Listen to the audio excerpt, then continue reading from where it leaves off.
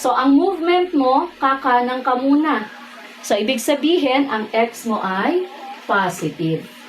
Kung narito ka na, aakyat ka naman. Ibig sabihin, pag paakyat ang y, also positive.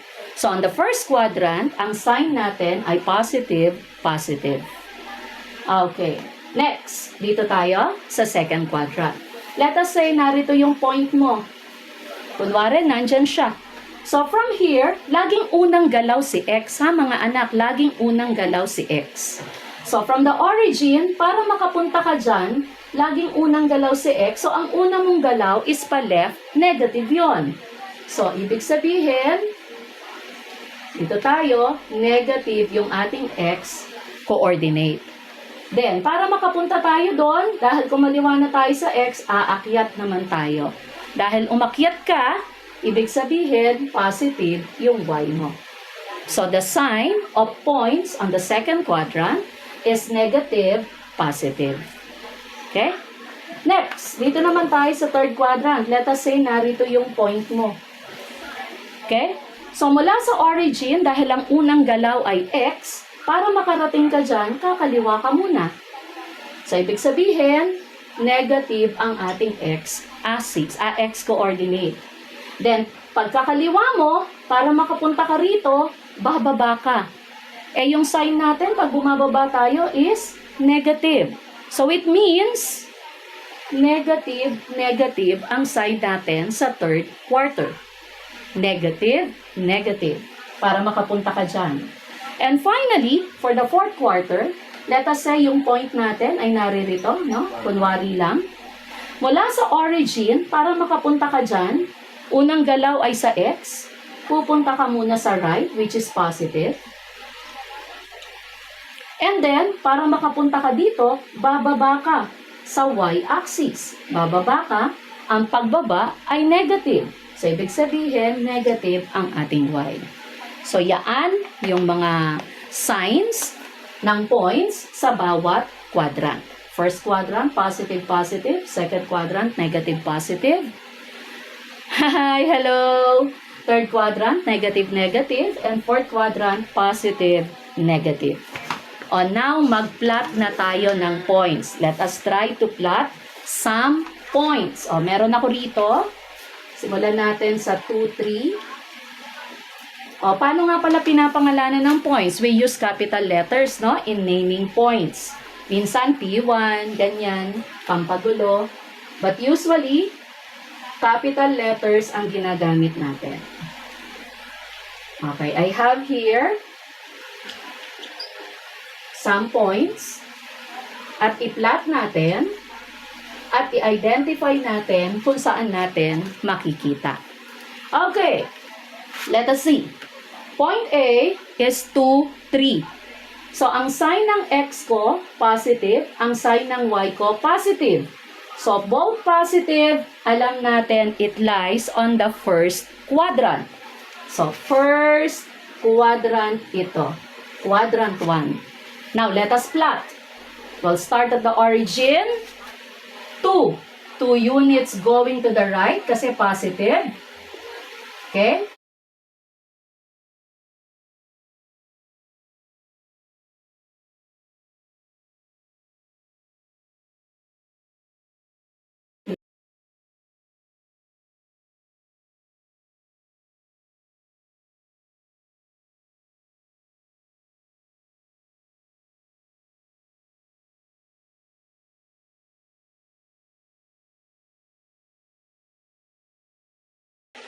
Yan. Aray ko dapat may label para hindi nag-a-assume.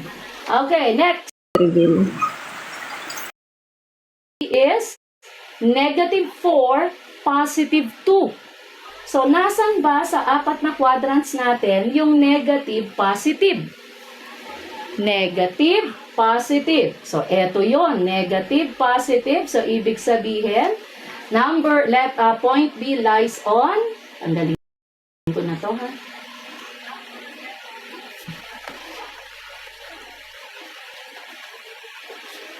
Lies at the second quadrant.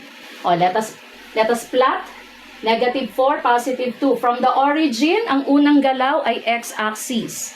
So, from the origin, negative 4, negative 1, negative 2, negative 3, negative 4.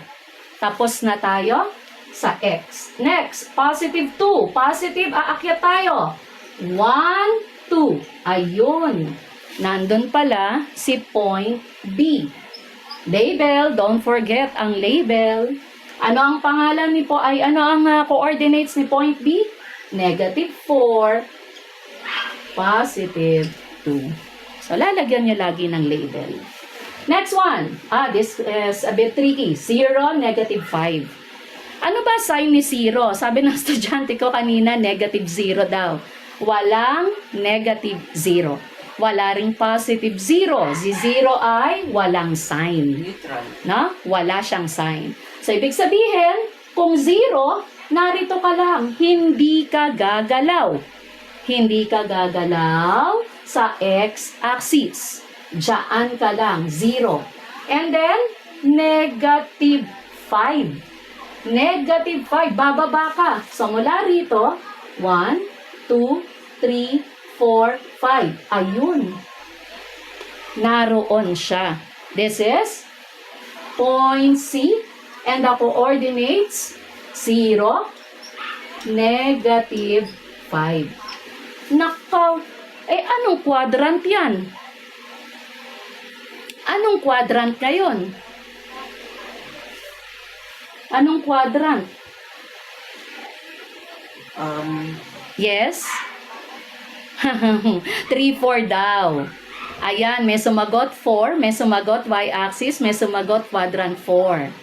Okay, mga anak, since eksakto siya dito sa y-axis, no? Wala talaga, hindi siya ma-classify as quadrant 3 or quadrant 4. No, hindi. Tumapat siya sa negative y-axis. Negative y-axis. Hindi siya kabilang sa kahit na anumang quadrant. Be particular. Anong klaseng y-axis? Narito siya sa negative y-axis. Okay? Next, our last one. 3, negative 3. Positive 3, negative 3. So, mula sa origin, positive, negative. Saan ba ang positive, negative? Ayun, positive, negative. So, meaning, alam natin na ito ay nasa quadrant 4. Now, let us plot quadrant 4. From the origin, positive 3, 1, 2, 3. And then, negative 3, bababa tayo. 1, 2, 3. Andito pala. This is point D. Coordinates, 3, negative 3. Okay? So, those are the different points in different quadrants. At meron tayong sumakto sa negative y-axis. Now, isa pa na dapat nyong malaman is yung distance between 2 points. Distance between 2 points. Halimbawa, gusto nating malaman yung distansya between 2 points. Okay? So, burahin ko muna to siguro at medyo magulo na.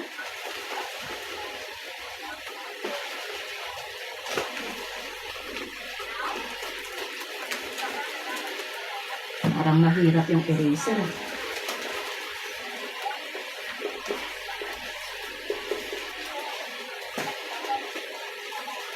Negative y-axis? Opo. Oh, yeah, makes sense.